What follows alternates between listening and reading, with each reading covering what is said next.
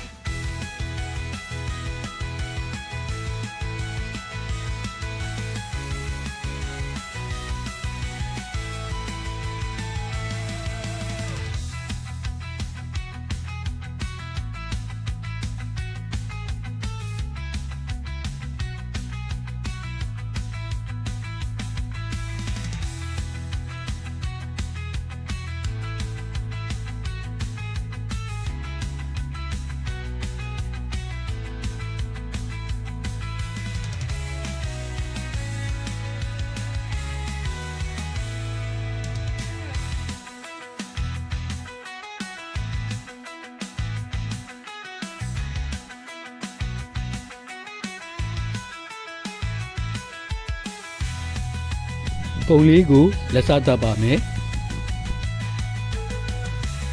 ညဉ့်ဉန်းပြုခဲ့တဲ့မူရင်းပုံကိုလည်းရှင်တွဲဖော်ပြလိုက်ပါတယ်။